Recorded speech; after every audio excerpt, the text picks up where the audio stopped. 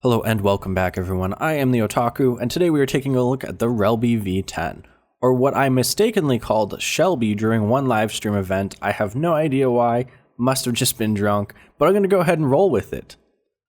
Shelby was released during the Outer Rim DLC as one of the DLC exclusive hut contracts. It is also the weapon used by the bounty hunter Bossic, which no one really cares about right now, but he might make an appearance in a future DLC, so just keep that in mind. The V10 is an interesting weapon. Being a semi-automatic but with a relatively quick rate of fire and good damage at a distance, it fills a role somewhere between the A280C and the E3 in terms of medium to long distance shooting category.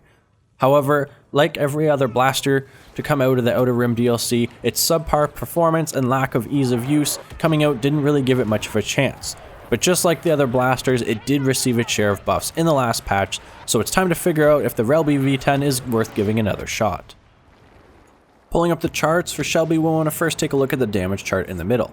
It starts off doing 25 damage and at 10 meters begins to drop off, going down to 19 damage all the way at 60 meters.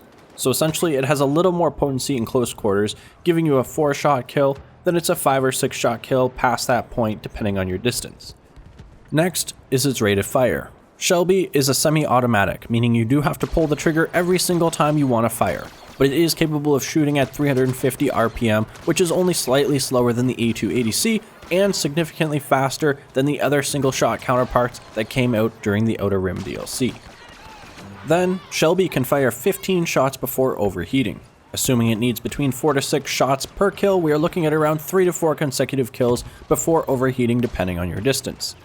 After that, the Relby has a recoil of 0.1 horizontal and 0.3 vertical, with a base spread of 0 and increasing at 0.2 per shot. It's very important to note that between the two of them, this makes for some pretty nasty accuracy at long distance and plays a significant role in the V10's ability to perform, as you will find out. So now that we got the stats quickly sorted out, let's go ahead and talk strategy. Shelby maintains its damage for an extremely long distance and is generally intended to be used at least at medium ranges. However, because of its poor accuracy, you're going to find that more often than not, you will miss roughly 1 in every 3 to 4 shots when shooting quickly. This results in a frustrating experience where you are often unable to finish off a target before they can escape, or end up dying because you were exposed for too long while trying to take so many bloody shots to take them down. To solve this problem, we need to intentionally fire more slowly than Relby actually can, giving the recoil and spread time to chill out, or like I said, your shots are going to just be too wild to actually hit anything. The problem with this solution is that it severely reduces your time to kill, further contributing to the main side effects of the original problem to begin with, which was not killing quickly enough so the enemy escaped, or dying because you were vulnerable for shooting out in the open for too long. What a vicious cycle. So pretty much, using Shelby is a delicate task that will result in a frustrating experience if you don't find the perfect shooting rhythm required to use it effectively, which is about 90% of the time. Joking aside, you're going to want to stick with bigger game modes. Of the 3 large-scale game modes, Turning Point gave me the best experience, and this is because I found it had the most linear and straight-on battles, allowing me to maintain my distance and engage where it benefited me the most, without having to worry too much about being flanked or caught off guard. Just keep in mind that at this distance, you are now in pulse cannon territory, and depending on the map, you can end up being severely owned. So for your loadout, I would probably use whatever is best suited for your current game mode and faction. I tried a bunch of different loadouts, and I didn't really think that the V10 had good synergy with many options out there, and that I just felt compelled to use it. Sure, it has a decent rate of fire, but it's still not quite enough for me to feel like Explosive Shot was amazing. At the same time, sitting at a distance, Scan Pulse can often be less effective than it would be in fighting in close quarters.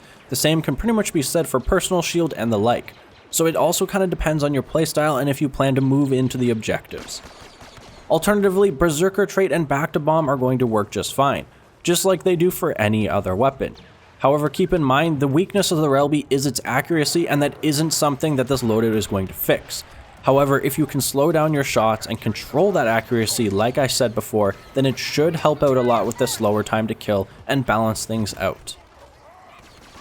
I found that this loadout was especially the best option if you were the type to move in and play on some of the objectives. Due to the close distance, the poor accuracy from Shelby is much less of a problem, and being able to spam out shots at 350 RPM with the damage boost from Berserker makes you actually able to compete in gunfights.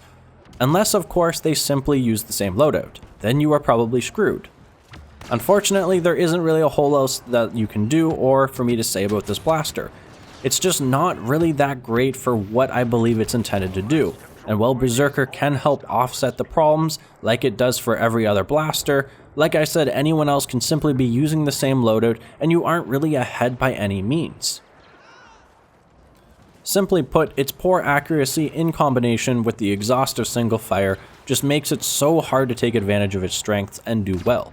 Under no circumstances right now would I ever take the Shelby over any other options for any distance. To be quite honest with you, the A2 ADC is very similar to the Shelby in terms of stats. The difference is you are trading a little bit lower damage with the A2 ADC going from 19 to 12 damage at range, but gaining a higher rate of fire, significantly more shots before overheating, a lower recoil, and a way lower spread, all while actually being able to take full advantage of its performance because it doesn't bloody miss every few shots. So my final verdict for now is to stay away from the Relby-V10. Hopefully in a future patch, it will see some accuracy buffs, allowing it to be a strong contender at that medium to long range shooting and compete with the EE3 or the T21B even. Thank you guys for watching. Don't forget to like, subscribe, or even donate to the channel. I'll see you guys next time, but until then, as always, may the Otaku be with you.